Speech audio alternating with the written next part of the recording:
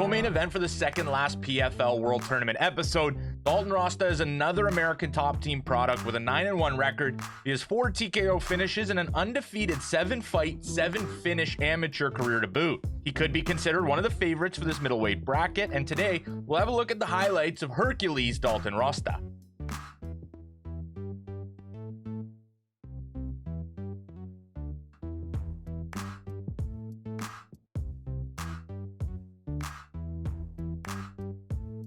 Dalton is an extremely strong athlete. Growing up in the sporting state of Pennsylvania, he was an athlete throughout his youth, weightlifting, wrestling, playing football. He went on to have an extensive collegiate football and wrestling career. He took that athleticism into amateur fights in Eastern Ohio and locally in Western Pennsylvania, absolutely dominating on way to the undefeated 7-0 record. He captured 3 different amateur MMA titles in his final 3 amateur fights, and even more impressively, finishing all 7 of the fights.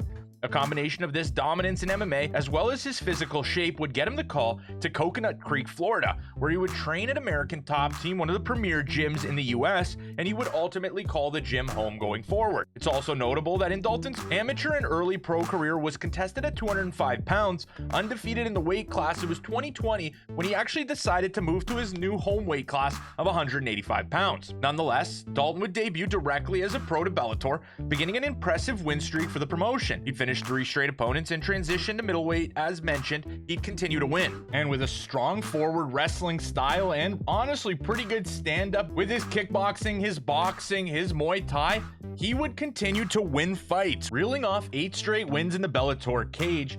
He would actually have some knockout highlights, some knockdowns, and really in any of the fights, if you go back and check, a lot of instances of dominant wrestling, overwhelming his opponent, overpowering his opponent, and really dominating control positions. He'd be scheduled to compete against Canadian Aaron Jeffrey in the summer of 2023. Dalton with ambitions of facing teammate Johnny Eblen for the title in the near future. The matchup with the Canadian was building animosity throughout trash talk. Both fighters were ranked in the top 10, and with the win, Dalton would be tied for the longest active win streak among Bellator middleweights. Dalton would start in the first round, landing the bigger shots, but the calf kicks of Jeffrey were beginning to add up. The second and third, though the less exciting rounds, served as the deciding 2 that would have Jeffrey declared the winner.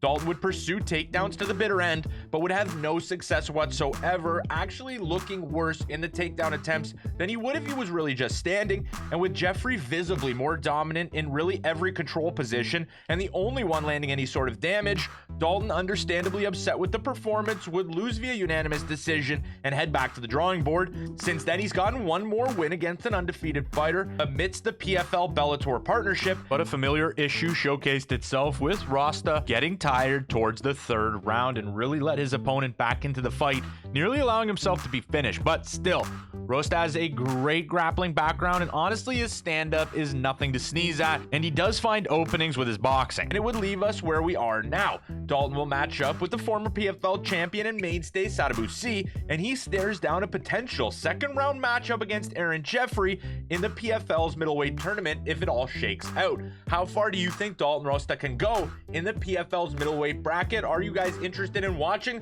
the PFL's World Tournament? Let me know in the comment section below, and I will see you in the next one.